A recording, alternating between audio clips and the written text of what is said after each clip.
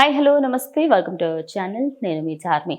తక్షణమే AP deputy CM Pawan Kalyan ని disqualify చేయాలి అంటూ ప్రజాశాంతి పార్టీ అధ్యక్షుడైనటువంటి కేఏ పాల్ అయితే అంటూ వస్తున్నారు.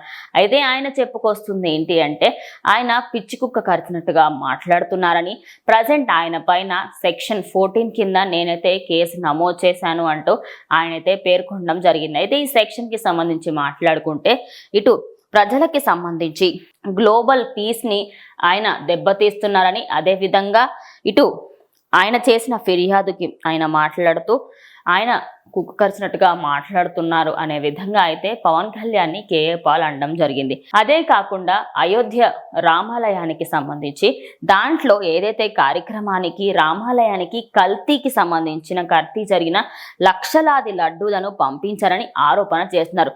అయితే ఇది తీవ్రమైన నేరం అని, నిజానికి అయోధ్య ఎప్పుడో జనవరిలో ఓపెన్ అయితే ఈయన జూలై తర్వాత మాకు దీనికి సంబంధించిన అప్డేట్ వచ్చింది కదా, ఆయన పదవి తీసుకున్న తర్వాత ఈ అప్డేట్ వచ్చింది కదా, అది ఎలా చెప్పగలుగుతున్నారు అనే విధంగా కేఏ పాల్ అయితే దాని గురించి మాట్లాడడం జరిగింది. ఇదే అంశానికి సంబంధించి కొన్ని లేఖల్ని కూడా అటు ప్రధానమంత్రి మోడీకి, అదేవిధంగా హోమ్ మినిస్టర్ అమిత్ షాకి కూడా ఆయన అయితే ఈ లేఖని కూడా పంపించడం జరిగిందనే వార్తలు కూడా వినిపిస్తున్నాయి.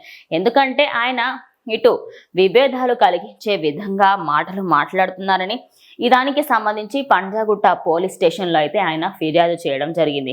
ఇక ఈ పోలీసులు కూడా దానికి సంబంధించి ఆ కేసుని కూడా తీసుకోవడం జరిగింది. ఎందుకంటే దీనికి సంబంధించి ఎక్కువగా ఆయన మాట్లాడుతుంది ఏంటి అంటే ప్రశాంతతని లేకుండా చేస్తున్నారని, కావాలనే తప్పుడు ప్రచారం చేస్తున్నారు అంటూ కేఏ పాల్ చేసిన వ్యాఖ్యలు ప్రజెంట్ అందరినీ కూడా ఆలోచించే విధంగా చేస్తున్నాయి.